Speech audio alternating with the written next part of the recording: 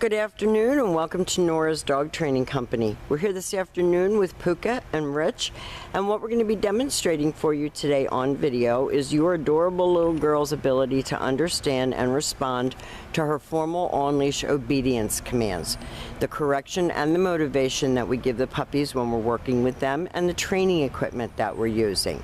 Rich is using a regular 6-foot web training leash, and he keeps the bulk of the leash folded neatly in his right hand.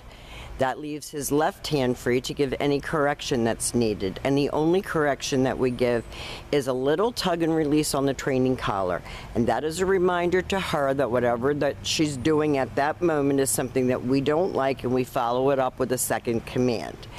Now, if you notice, Puca is sitting very nicely at Rich's left, which is where all of our obedience training is done. And the first exercise that we're going to be demonstrating for you is heeling.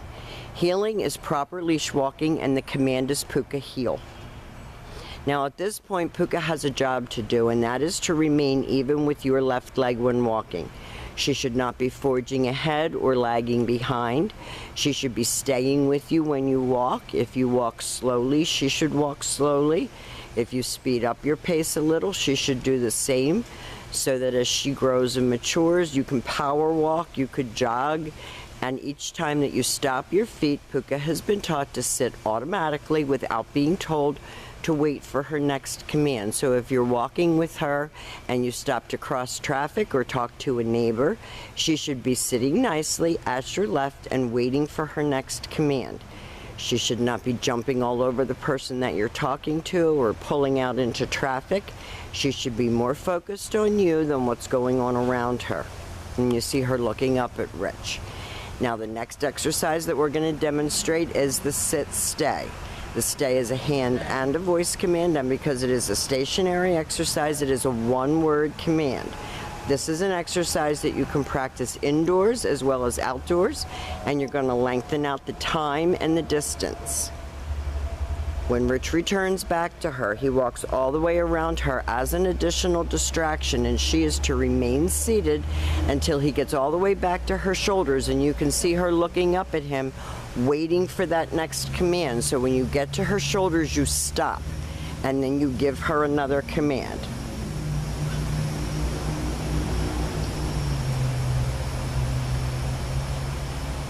The stationary exercises help to develop self-control, focus, maturity, all the things that she lacks.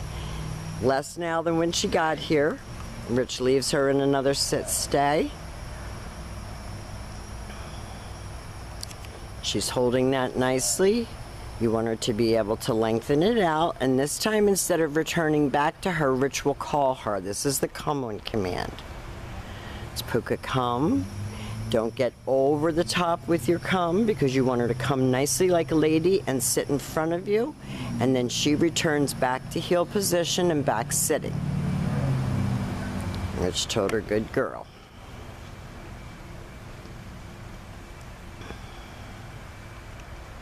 And as we move forward in our training with Puca and you and the family and with us, we will expand on these commands as she gets older. She's a happy little girl. Rich is going to leave her in another sit-stay. He walks out to face her. And then he uses her name, but he doesn't get too overly excited, and he's going to call her. She should come right in and sit. That avoids jumping. Now, if she starts to get a little crazy, you just tell her no. You make her complete the exercise the way it was taught. And she still is developing self-control, so there are moments that she can still be challenging, even though she knows all of her commands. Now, the next commands that we're going to be demonstrating for you are a little bit harder, and these are your down commands. So the first one is the down from a heel position. So with the dog seated at your left, you use your left open palm straight down toward the ground on the one-word command to down and stay. Now, you heard Rich say no, and that's because she's sniffing and licking and distracting herself, and you don't want her doing that. And this is another exercise that you can practice indoors.